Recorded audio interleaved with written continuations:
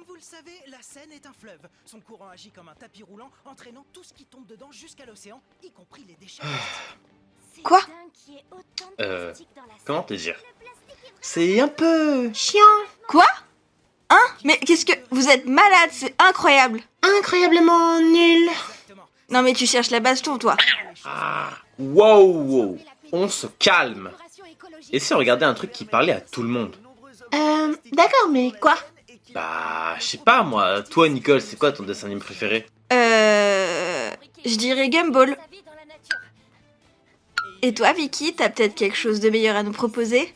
Je propose de se regarder Tom et Jerry. Qu'est-ce qui te fait rire? T'as quelque chose de meilleur, peut-être? Tiens, c'est vrai ça. C'est quoi ton dessin animé préféré, Tim? Mon dessin animé préféré?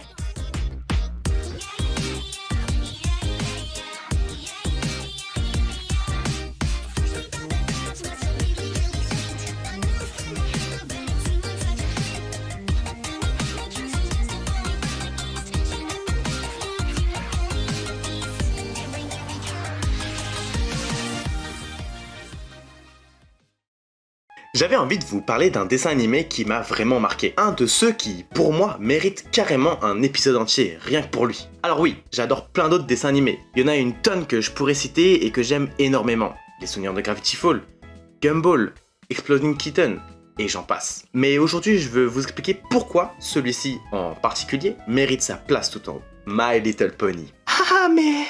c'est pas un dessin animé pour les filles, non? le mec est payé. Réfléchir, c'est payant ou c'est juste quelque chose qui te dépasse? Vicky! Oh, Vicky! Oui, mon capichef. On a un brain rot en moins sur les réseaux, tu peux te débarrasser du corps? Viens là, ça sera le repas du soir. Bref, laissez-moi vous convaincre que non. Mais avant ça, un peu de contexte. J'ai eu envie d'en faire une vidéo parce qu'il y a pas longtemps, j'ai eu envie de me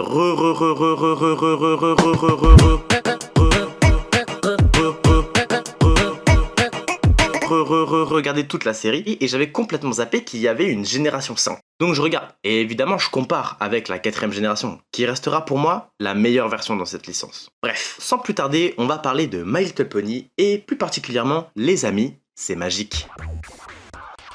Mon Petit Poney est une série d'animation américano-canadienne créée par Lauren Faust en 2010. Produite par DHX Media en collaboration avec Hasbro, elle est directement inspirée de la 4ème génération des jouets de My Little Pony. La série compte 9 saisons d'une vingtaine d'épisodes et 4 films. Les premiers épisodes racontent l'histoire de Twilight Sparkle, une jeune licorne studieuse et élève modèle de la princesse...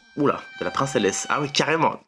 De la Manivelet, élève modèle de la princesse Célestia, souveraine d'Equestria. Twilight, c'est pas trop les soirées mousses et litres d'Apple Jack Daniel avec les autres poneys du campus. Non, elle préfère largement les bouquins à la fiesta. C'est une nerd quoi, c'est...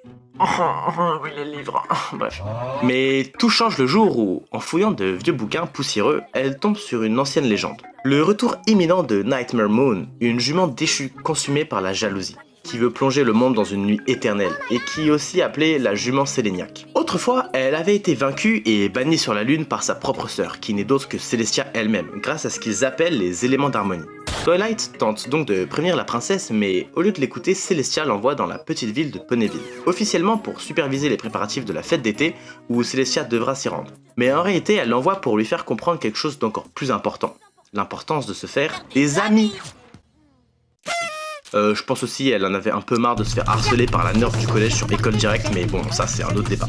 Twilight débarque donc à Ponyville et commence doucement à rencontrer celles qui deviendront plus tard ses futures amies. Mais au début, elle est bien trop préoccupée par la prophétie pour créer de nouveaux liens. Et puis vient le grand jour. Lors de la cérémonie d'ouverture, la princesse Célestia ne se montre pas. Tout le monde est perplexe et alors là, à sa place apparaît Nightmare Moon, de retour pour accomplir sa vengeance.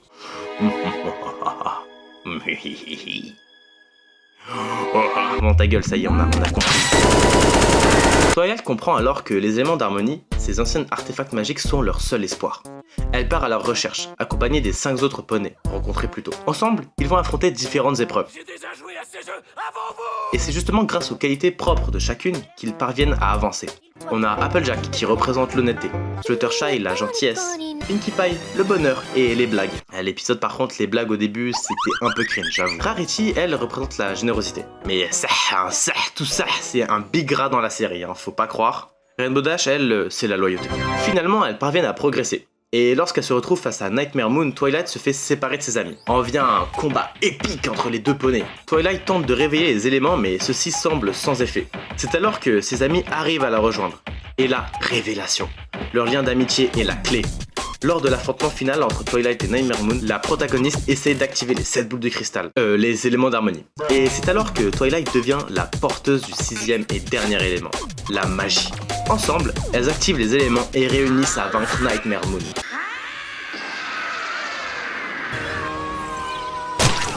Au final, la jument Séléniaque redevient la princesse Luna, la sœur perdue de Célestia. C'est ce tout premier double épisode qui pose la base de toute la série.